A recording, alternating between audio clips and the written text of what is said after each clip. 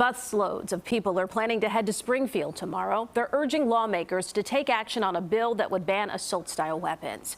The effort comes 6 months after the Highland Park massacre ended, with 7 people dead and dozens more wounded. CBS 2's Charlie DeMar sat down with a number of people directly impacted, from survivors and families who lost loved ones to emergency room doctors who treated some of the shooting victims, and also the mayor. All of them are on different emotional journeys as they look back on the past 6 months. I need Highland Park executive respond to Laurel in a second. It's something I think about every day. What's your location? I got a team of guys to help you clear. How has your life changed in the last 6 months? The trauma is very deep and very real. There's a silence that you don't really anticipate, and that's been hard to fill. Yeah, we have multiple Lake County canines at that location. It's been 6 months since the 4th of July parade in Highland Park, a celebration of America's independence. Postal dispatch, we're going to have a team go and search the buildings at Sunset Park. Was shattered by a particularly American problem. There's a 12 sheltering in place. They're going to go and help them evacuate. I looked down, my whole left side was bleeding. Lauren Bennett was there with her family, as she is every year. In that moment, thinking that I'm a target, I jumped up to run. My fight or flight kicked in. As I did that, I was hit in the back.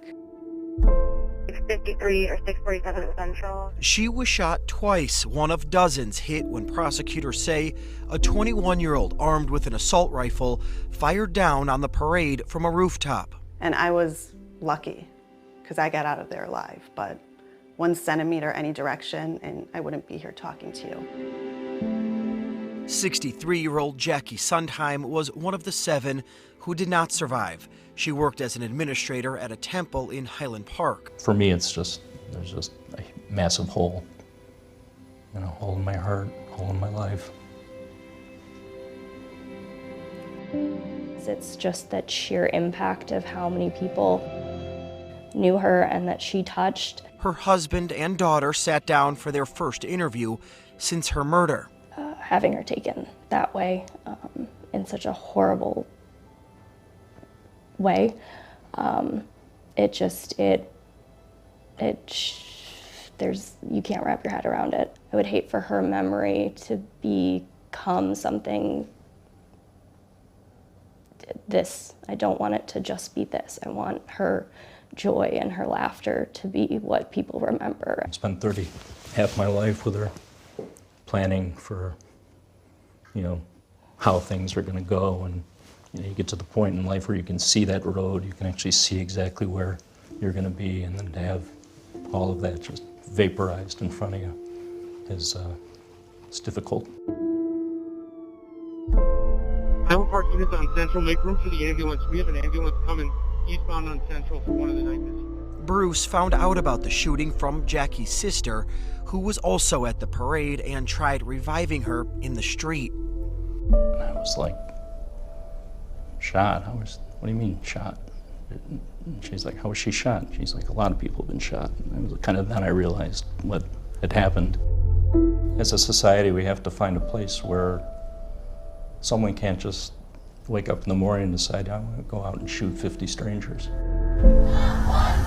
Within days of the mass shooting, a movement began to federally ban assault rifles, led by those closest to the trauma. We are still a community trying to figure out the next step. Like Highland Park Mayor Nancy Roddering, who testified before Congress. Which has always been a place of safety. And Lauren Bennett, who appeared at a hearing with state lawmakers. I assumed I was a target. She has also joined a lawsuit against gun manufacturer Smith & Wesson, the brand of rifle used in the shooting. Why has it been important for you to use your voice? I'm hoping that another parade isn't the site of a mass shooting or anywhere. Being mad and angry about it isn't going to change anything.